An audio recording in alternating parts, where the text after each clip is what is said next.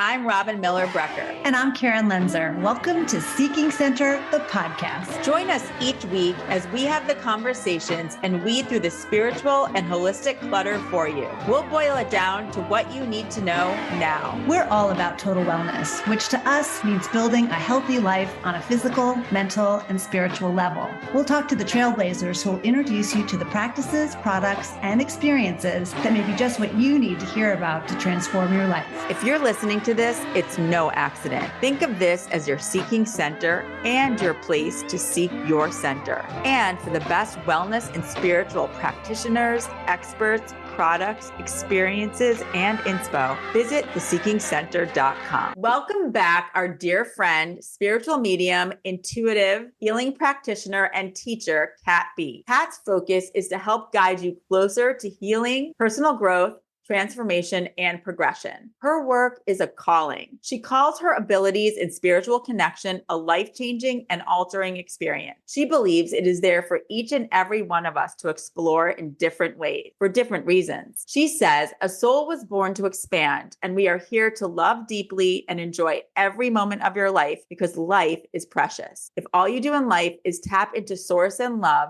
you and your life will be a great success. Kat wants to help you remember who you really are. Since Kat is versed in so many different ways of experiencing who you really are at that soul level, today we're going to focus on using dreaming as a spiritual tool and lucid dreaming in particular. What is it? How do you do it? Why should you consider it? There's so much to discuss. Let's get going. Hi, Kat. How are you doing? So good to see you, as always. Lovely to see you, my darlings. So we're going to talk dreaming. Yes. Amazing. Yes. We were just saying we all do it. And what would you say you believe dreaming is? Oh, that's a really good question. So I believe dreaming is a conscious state of awareness. So dreams are like the storyline, projections, images that are created in our mind when we're asleep that provide us with a kind of mental, emotion, sensory experience. These storyboards of the mind are often very creative. They're not limited to our in-life everyday experiences. So, for instance, we might not have ever piloted a plane before, but in our dreams, we might find ourselves flying an aircraft, talking to the pilot next to us, having an experience and feeling as if we're taking flight. Therefore, we sort of access experiences that in our make-believe, if you will, that sometimes are outside of our natural frame of reference and comfort zone. Although dream and sleep experts and neuroscientists, they don't really yet know why we dream, and that's really important. There's lots of studies out there, and they are looking at the activity of the brain. And while there's many theories on why dreaming is important and what dreaming's about, there is no real tangible scientific evidence yet that says definitively why we dream. So I can give you a few examples of what possibilities could be out there as to why we dream and what dreaming's about. We'd love to hear. Many of us think that we're actually just processing raw emotions and memories in dreams. So it's a creative process that gives us more self-knowledge and we can get deeper insight into certain situations. I don't know about you, but I've had dreams where I've replayed certain things that have happened in life, but the replay is very different to the experience that I've had in the waking state. Or maybe I've role-played somebody else's experience of the same situation and seen it from a completely different angle. So I think that dreams can deliver us great insights. It can allow us to evaluate things, unprocessed emotions. I think we can role play and rehearse. We've all heard in sports performance, people who rehearse and imitate in the everyday life, rehearsing that perfect goal, that perfect opportunity to get the best score. And then they found that it's given them more confidence and they've been more successful in life. I think we do a bit of that kind of role playing in dreams as well, where we might be rehearsing things that are coming up or preparing in our dreams. We're also accessing kind of fears on our shadow side. So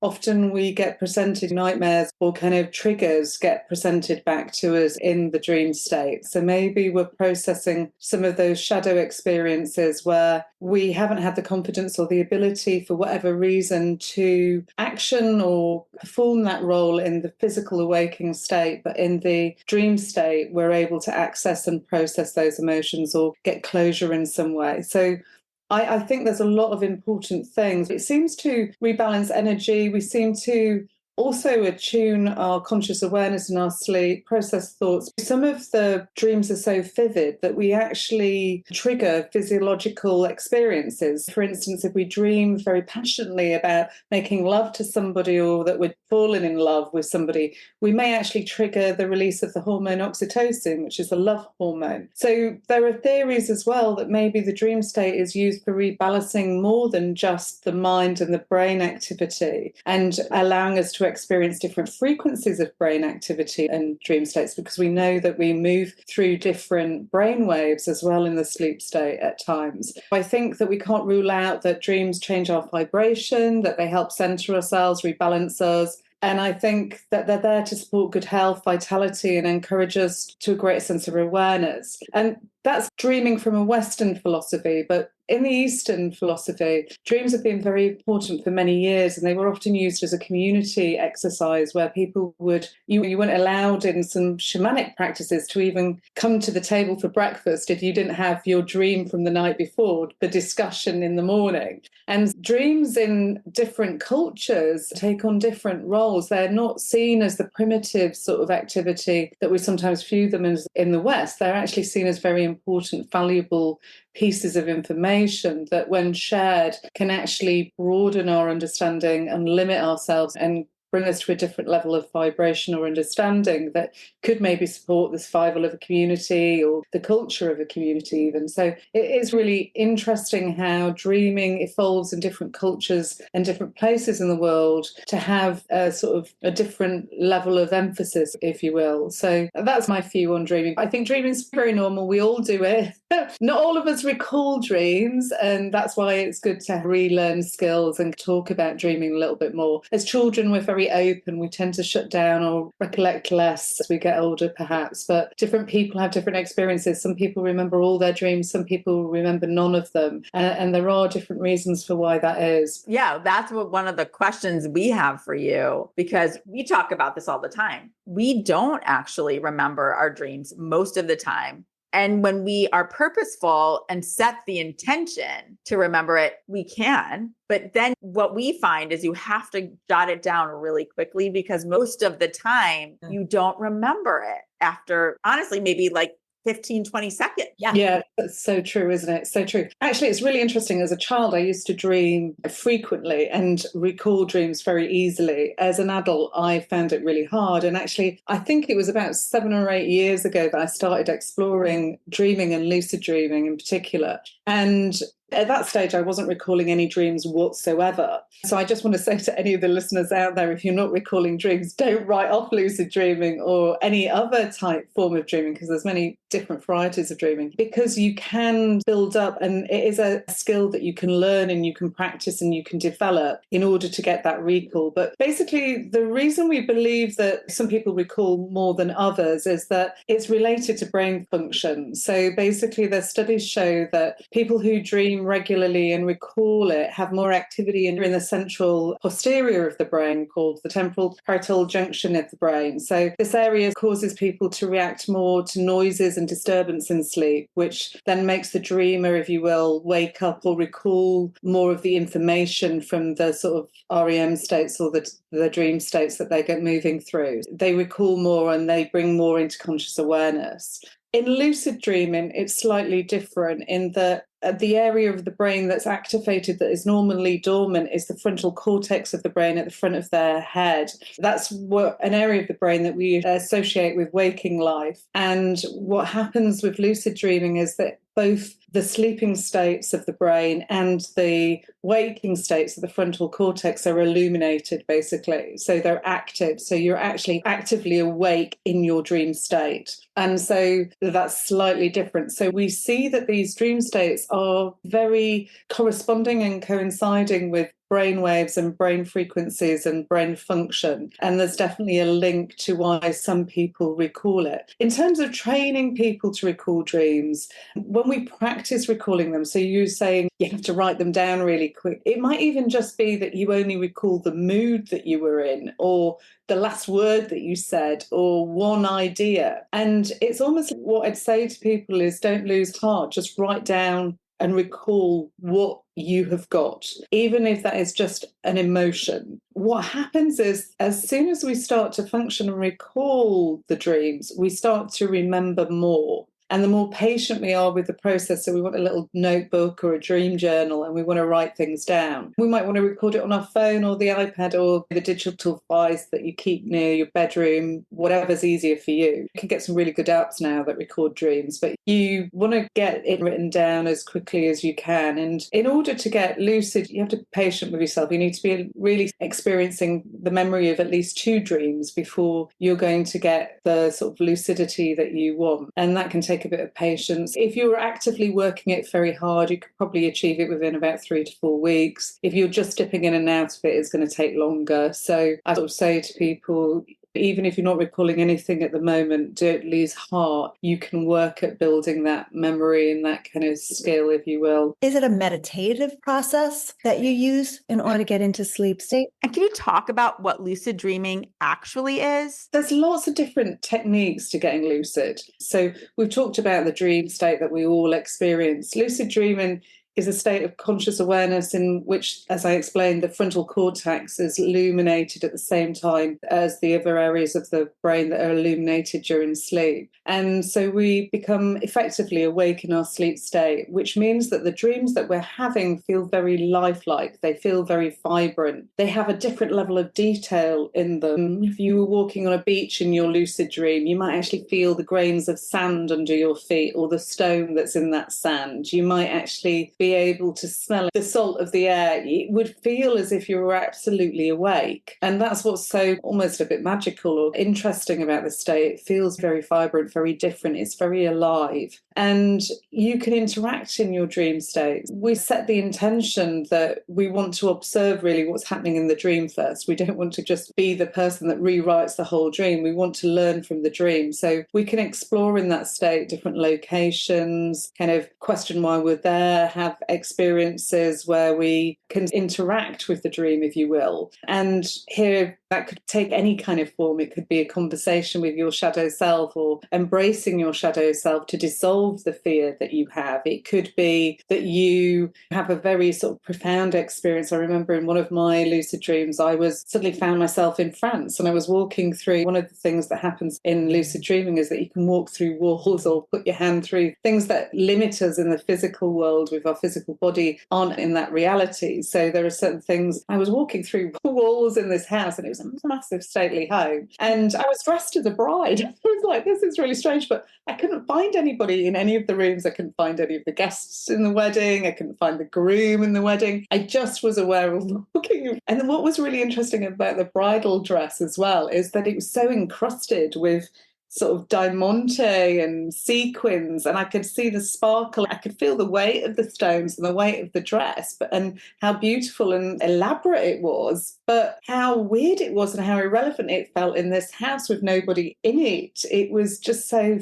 fascinating. So we can explore that. And so what I did is start exploring around the house to see, well, where are the people? Why am I in France? Why is it on this estate? What is the relevance? Now, there's something very interesting about this because this sort of happened when I was doing kind of a workshop in terms of lucid dreaming. And I was paired with a young gentleman who was a yoga teacher the next day. And we were told to discuss and explore our dreams. And this young lad then said to me when I said, I was dreaming about France and being a bride. And he said, I just read some of Carl Jung's philosophy and it was called The Bride. You must have to look at that kind of. So we get some strange synchronicities when we pair up and discuss dreams. That was very interesting. So I went away to look at it. Now, unbeknown to me, a few months later, I ended up, and at the time of the dream, I didn't know I was going to be doing this. I ended up going on a trip to France. And I did end up going to a place very associated with the divine feminine and a bride. And so it was really interesting how there seemed to be a vague relevance to this very interesting lucid dream that I explored. So lucid dreaming is we're conscious that we're dreaming. What happens in this state is that we can hit higher vibrational states of frequency as well. So when we go into hypnosis as a clinical hypnotherapist, I can tell you that we sometimes move through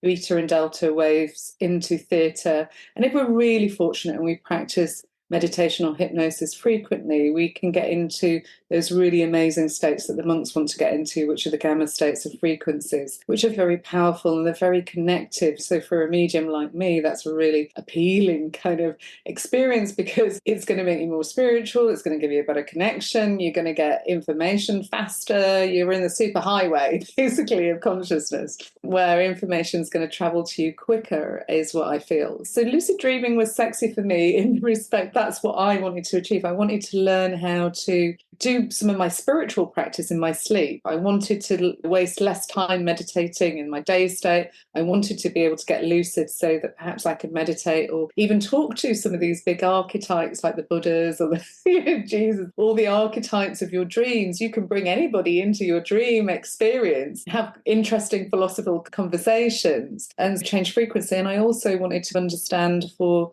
a lot of the people that have lost loved ones, whether we could connect to our loved ones in spirit. And I found that we can. How would people use lucid dreaming in their everyday lives? It's like an interdimensional state of reality where you're very much in your own consciousness, you're working with your mind, you're working with your brain, but you're perhaps changing frequencies, and these frequencies have benefits to health and being, as I've said. It's almost like being in a gym, isn't it? You're building up your muscle and you've primed your body and your mind and your brain there to access information quicker. And I suppose that's connected to what we call neuroplasticity in the brain, which is where the brain can be rewired through different processes. So that's another thing that lucid dreaming can do, is that it can rewire ways of thinking. So for somebody who's very anxious or been struggling maybe with an addiction, they could get lucid in a dream and maybe I'm no longer addicted to nicotine, or I'm now addiction free. Or you might explore a phobia that you've got. Maybe if you're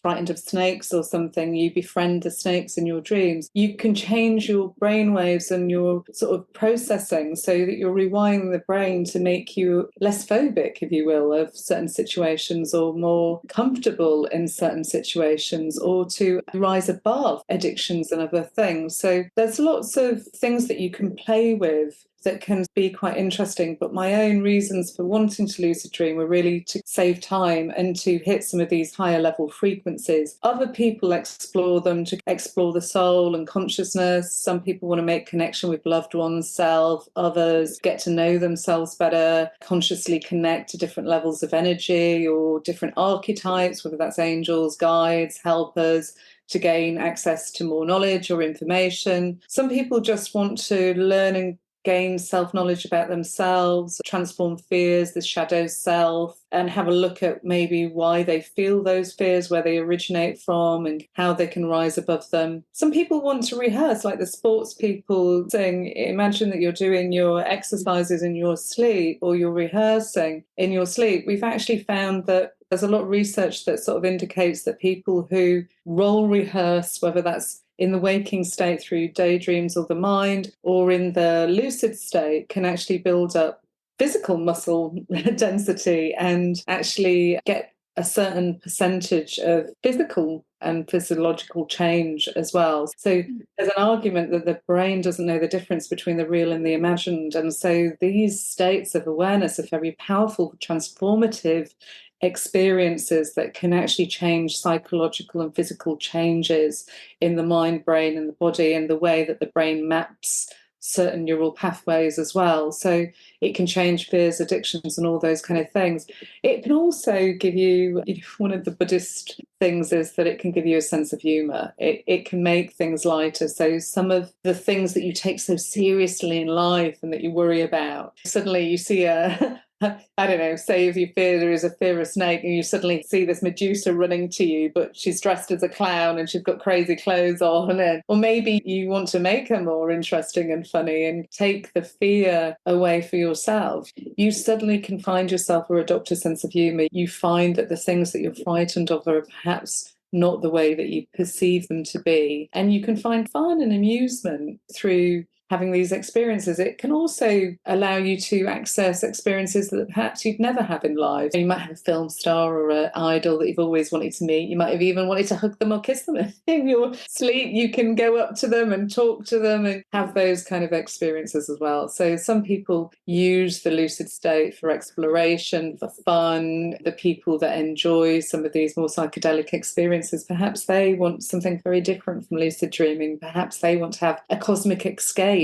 and just an experience of the cosmos that we don't have in our waking state, and to really find out what is accessible and what more is available to us in consciousness. So I think there's many reasons why people might want to explore lucid dreaming. I think they're different for every person. I'm always interested in things that we carry around with us. The voice, for instance, and how we use sound with the voice and how that can change brain waves. Dreaming is very accessible to all of us. We don't need a computer or any software or anything. We don't have to buy anything. All we need is a notebook in our own consciousness and mind to explore our consciousness and get to know ourselves that little bit better. So there's certainly nothing harmful about lucid dreaming or dreaming. It can be a very beautiful experience. What I've also found as a medium is that sometimes the spirit world, when I practice or lean into lucid dreaming, and I do want to say there is a variance between lucid dreaming and leaning into it. If you're practicing all the time, you're going to get better at it. It's like a muscle at the gym. And it's a bit like when you're at the gym and you stop going for a few months, it's hard to get back into it. It will ebb and flow with the amount of effort that you put in. How has lucid dreaming helped you in your life being a spiritual medium and intuitive? What I would say is that the spiritual experiences in terms of being a medium is that what I found is if there's an emergency and the spirit world need to get something important across to me, they will access my dream state just before I awake. And so, for instance, I'll give you an example. There was a gentleman in South Africa who was coming for a reading. He was very skeptical. He'd had a very traumatic experience. His father had actually been murdered in a house attack, a robbery, and his mother had been seriously injured in that attack. And his mum survived.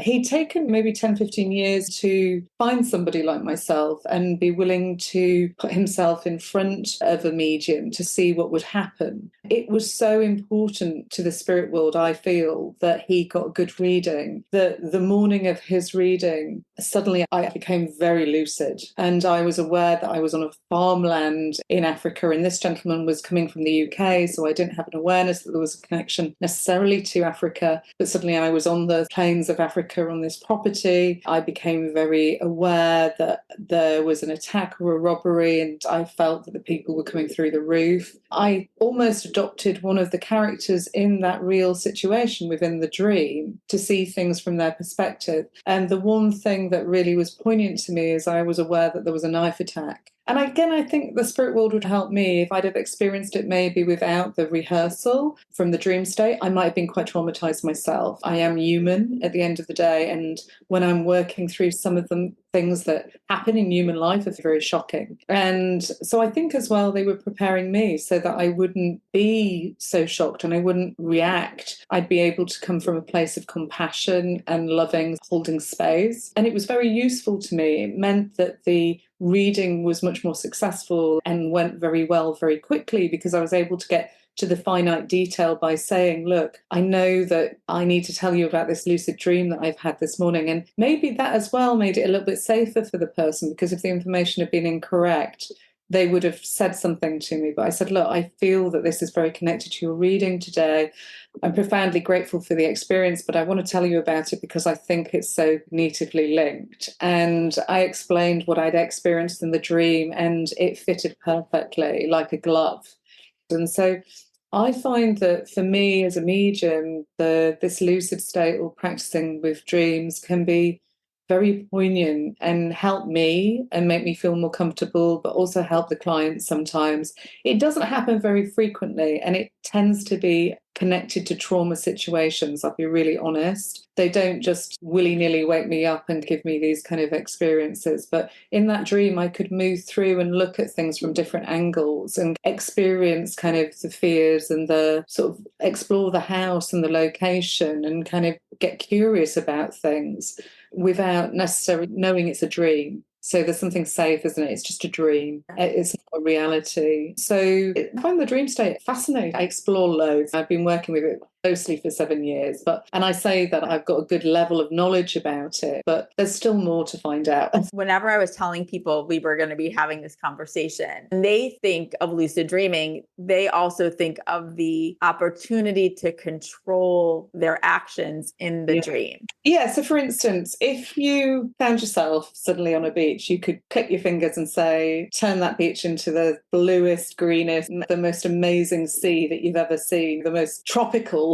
beautiful, whatever beauty looks like to you. Oh, just give me that greeny blue sea and give me that cocktail and that really nice lounger or whatever. And you could explore different things and place things into your dreams. And so you can have an adventure, you can explore in that way. We tend to say what you don't want to do, because you want to learn from your dream. If you control your dream, and I mean, there are reasons when controlling your dream is a really positive thing. I'll come to that in a moment. But if you're wanting to learn from your dream and use it spiritually, you might want to change certain things or explore things within it, but keep the dream framework as it's been presented to you, because you want to understand the context that the consciousness is trying to share with you of its universal message, its thought process, its ideas, to give you the different perspective. So I think sometimes it's good to allow things to unfold in the lucid state and not try to control everything. But you could certainly play with it. You could change my outfit to green, give me the full-on Versace or Dior moment that I've always dreamed of, or have some fun with it. Absolutely. There are times when controlling the dream can be really important or exciting in a way that, so for instance, if you have got a fear and you're scared of something, embracing that fear, hugging it, sending love to it, allowing yourself to get comfortable with something, that can be a really beautiful thing. And if you wanted to, if you didn't feel comfortable, you could cage it off and do whatever you needed to do. But you could change the scenery like that. It's almost like if you had a phobia and it was too much or too powerful experience, you transport yourself to, okay, take me to the swimming pool. I want to lay on the lounger and relax for a while. And then you might want to go back and relook at the fear again later down the line, or in another dream or another day, because we don't have to resolve our issues all in one moment. And we never do that really in life, do we? So exploring and controlling the dream's really fun, but you do want the wisdom to also be presented to you. You don't want to rule out why that consciousness has taken you to that image or that idea. It's like the building in France. There was a clear reason why that building in France was important and that bridal connection was important. Another question I have is, do you know you are dreaming, or do you confuse? Oh, yeah. So life? Lucid dreaming is being consciously aware that you are dreaming. If you can address that, because I keep playing with the question in my head. For somebody who feels that their dreams control them versus I control my dream, you know, I just feel like I'm being swept into it. Is it an intention that you set before you fall asleep? Like, how do you actually so many different ways that control? And how do you lucid dream? There's many different techniques, but one of them is to set up a dream sign. So in your waking state, you do something. So for instance, in real life, I might say every time I walk through a doorway, am I dreaming? Or I might use a hand signal, am I dreaming? And it sounds really weird. Why would somebody do this in their state? What you're doing is you're programming your mind to repeat something, because we process memory in our dream state. So after doing this for maybe 23 days, which is the period in which a behavior changes hypnotically. And when we rehearse something, we can change a behavior within 23 days of doing the different behavior, basically. And so the theory is that the more we practice, oh, am I dreaming? Eventually our hand will appear in the dream state. And we might hear ourselves going, am I dreaming? Because we're repeating what we did in reality. But in the dream state, hands do very different things. They might spiral off into rainbows of colours. You might be able to put your hand through them. And so suddenly you realise, oh, it's not a physical hand I'm experiencing. It's a dream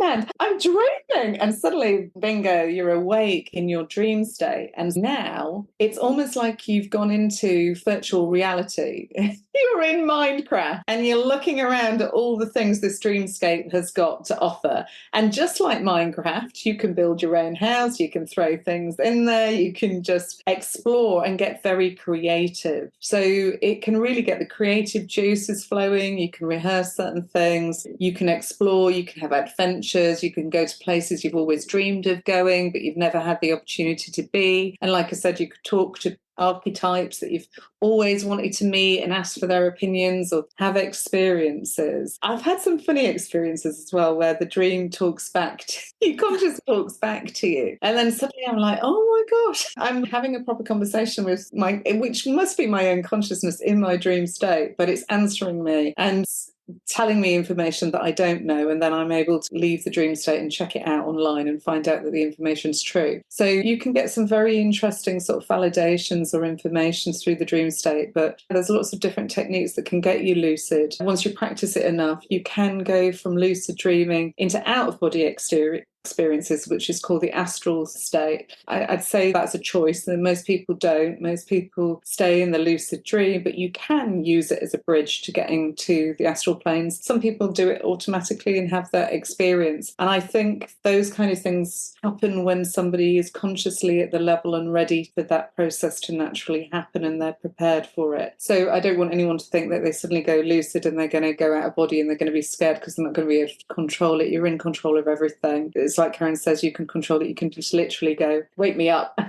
and suddenly you'll wake up. Yeah, it's a very real state of awareness. I'm excited because I have a reoccurring dream almost every night. Really? Yes. There is a theme, and Robin will know what this is. I'm always losing my phone, always, no matter what is going on in the dream. So is that about being scared of being out of control because all my data and information is on the phone? And the phone controls me and my life. And then the other one that you'll laugh is that I'm always on my last day of vacation and I haven't had a chance to go to the beach yet. And when I do get down to the beach, it's the very end of the day and it starts raining. Wow. You don't get the experience. So in that instant, you could be on the beach and go, give me sunshine, and suddenly sunshine would appear. You could enter into the dream and say, present me my phone. Yeah. And so for people who are listening, I'm just trying to think, because I would really love to experiment with this, but I always feel like I don't have that control. But if I can talk to my phone, which I have in my hand all the time, and do that exercise, okay, phone, am I dreaming? That can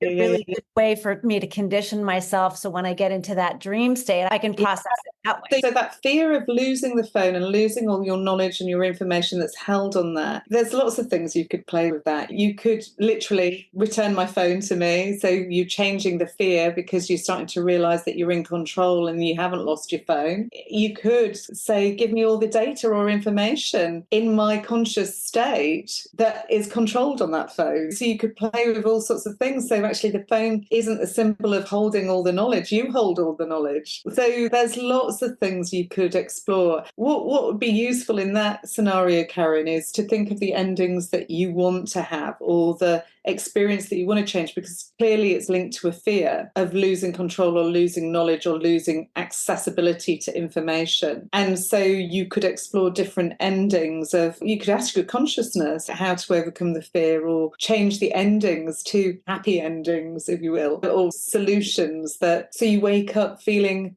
very calm, relaxed, and that phobia that you're building up of, oh, what happens if I haven't got the phone, suddenly starts to dissolve. I think a lot of people have, if they do have a dream, very often have a reoccurring kind of thing. I think that's your brain's way of trying to process over and over again. Not so much in lucid dreaming, but I've had in past life exploration a really interesting one was that people coming to me with repeat dreams. I remember there was a lady who constantly kept telling me, I'm on a prairie estate, I'm an African lady, there's a white wooden house, there's a patio there, I'm sat rocking on this chair, and every night I have no idea why I go to this image of me rocking on this rocker, but every night I go into that experience. And you can go into hypnosis and, well, let's go into that hypnosis, just like you can in lucidity, and explore that memory. What is it that your conscious mind's trying to tell you? And do you want to change the experience? Sometimes we've either maybe not filed something in the storage file of the mind properly, or there's something unresolved from maybe another incarnation or an experience. And this is the portrayal in the mind or the imagination of that moment. And sometimes by revisiting it and experiencing that energy, we release it. And what I frequently find is people that come with repetitive dreams don't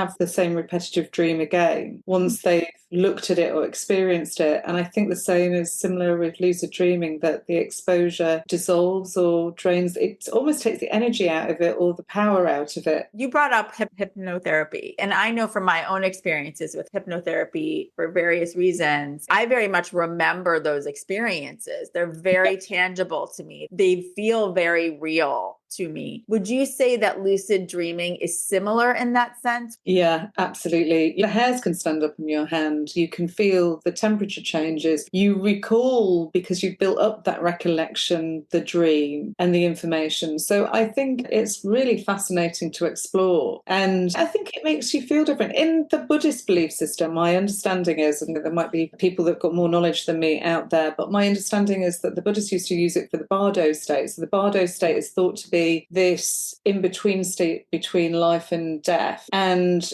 if you could overcome the bardo, you wouldn't take rebirth. You'd be able to go to a higher level of awareness in a different conscious state. And so they practice getting lucid to dissolve all karmic energy and kind of look at all fears and do amazing work. But also some of the masters use it to help other people bring their energy up and higher, in terms of groups or resolutions, help people with their fears or kind of shadow side. But the idea is if you can get lucid, you've then got the practice ready for getting lucid in this transition between life and death, so that you can rise or experience more or have more conscious awareness of what's going on, so that you can make conscious choice, as opposed to your soul electing for certain things. So there's some really interesting thought processes around why people would want to lucid dream. But my understanding it is highest level is it's a form of ascension. It's a transformation and transcendence. I'm glad you asked that question, Robin, because I was thinking the same thing. It's probably activating those two parts of the brain in the same way. It's almost like you're in two states of an awareness at once. Yeah, And actually, my other question related to that is, do you wake up tired? Very rarely. It depends on how you're doing it. I've been on dream camps or I've done workshops where I have felt tired. But normally when you're practicing lucid dreaming, you get more sleep. And actually that is a myth of lucid dreaming, that you wake up tired and feeling grotty and all those kind of things. Because actually it occurs in the REM state of the dream state. You are deep in sleep. You may be done 6 hours of good sleep and you've got all the rest that you need. And you're actually only lucid for maybe the last couple of hours of your sleep. Or maybe you even sleep longer. Maybe you wake up 6 hours into your sleep, write down your lucid dream, go back to sleep,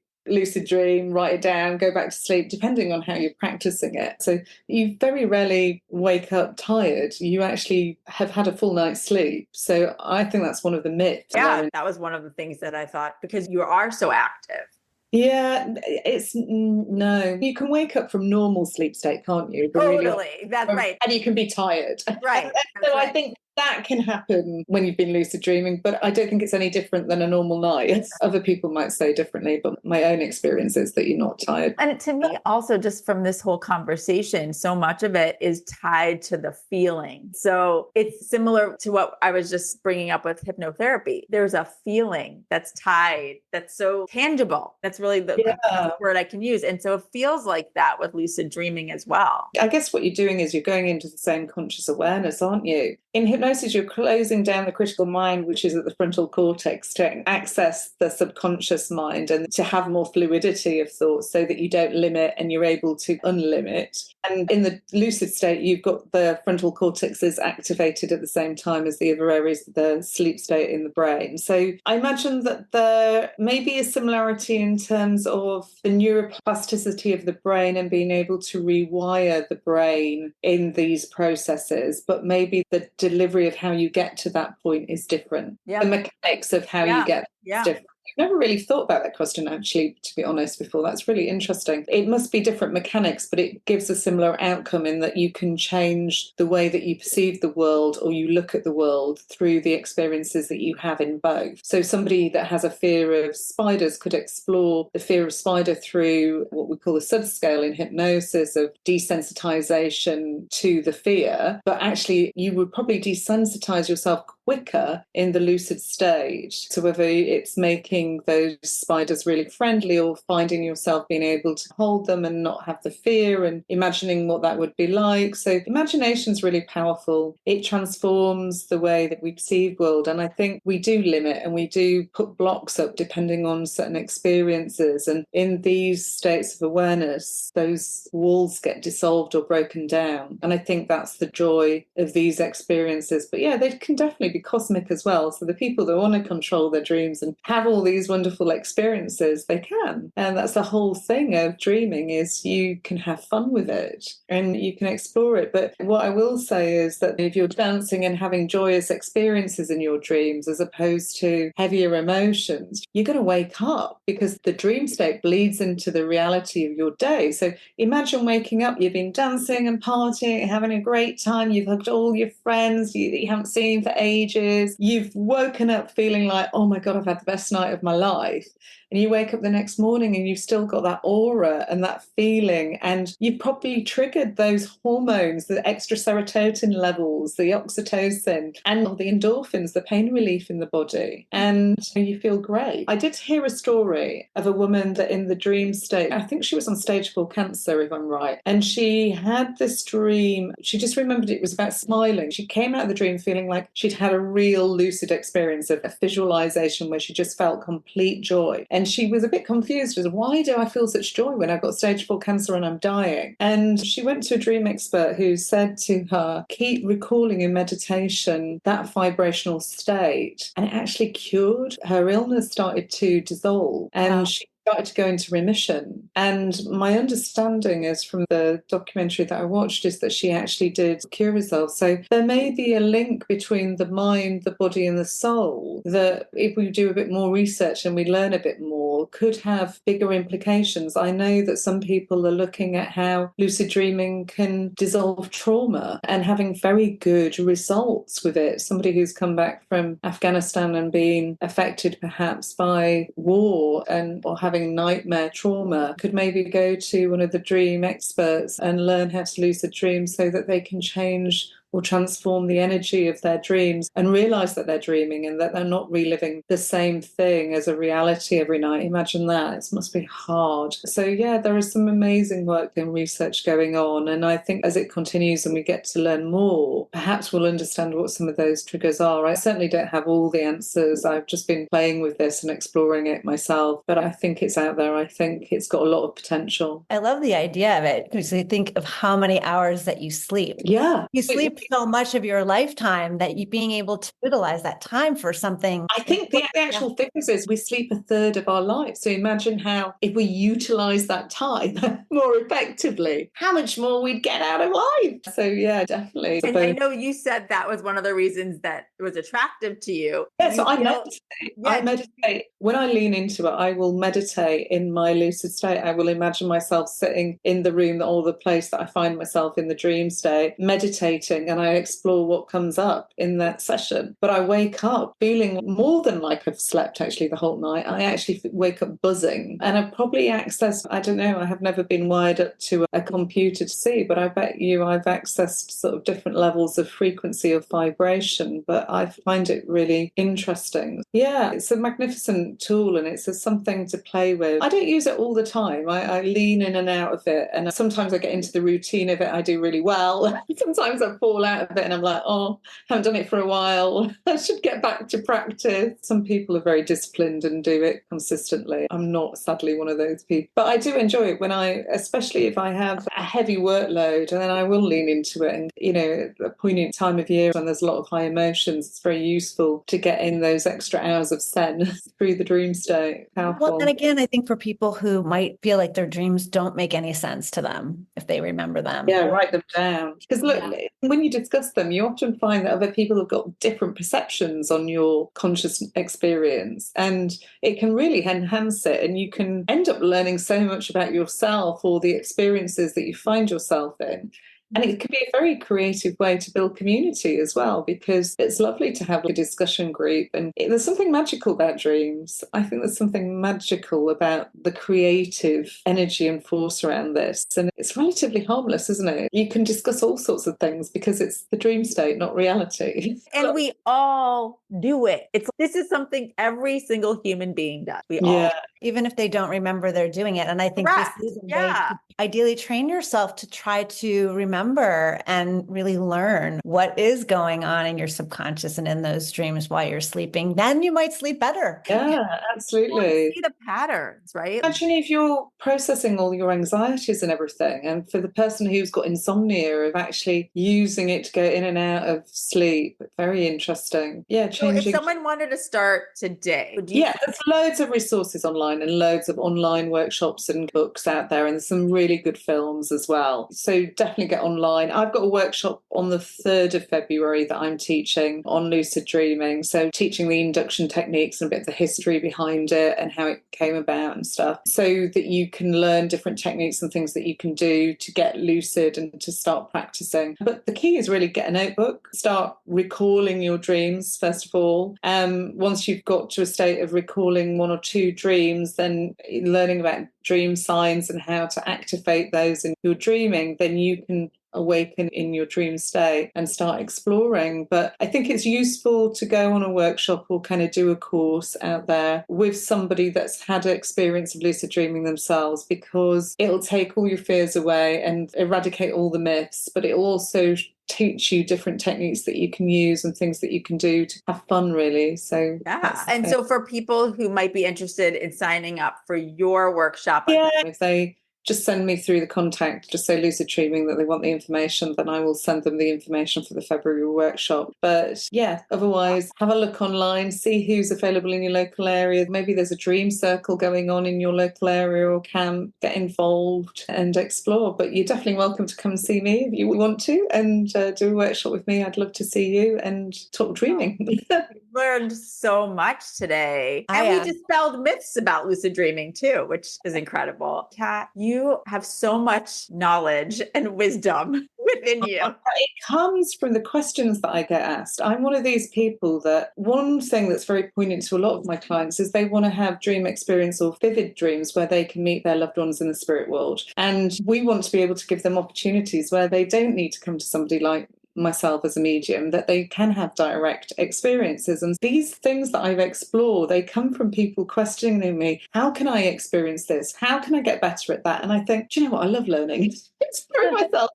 101 courses. I learn all these things. I read and study loads of books. I listen to podcasts. And then I start experimenting and trying them out myself. And then once I've got a certain level of knowledge, then I want to share that knowledge, because the more of us that have these experiences, I change my vibration, you change yours. We all start rising up in consciousness together. And so connection, unity, all these things are explored when we come together and we share information, aren't they? And that's probably what your podcast is about and doing for so many people. It's bringing subject matters that perhaps they've never even heard of or thought, that's interesting, but why would I want to do that? Exactly. Yes, that is the goal, really. Absolutely. As soon as we learn something, we want to share it. And it's all with that intention of raising the vibration and raising consciousness, because that will change the world. Absolutely. So to book a session with Kat or find out more about all of her offerings, visit kat-b.com. And we'll also be doing a lot of work with Kat in 2024 and beyond on theseekingcenter.com. So be on the lookout for those announcements as well. Kat, we love you. Thank you, Kat. It's been lovely to see you guys. Have a brilliant day. I'm going to go to bed tonight talking to my phone and ask if I'm dreaming or not. That's how I'm going to get started. I'm going to set the intention to find your phone for you. I'm going to join you in that dream state. Come on, Kat, you and I.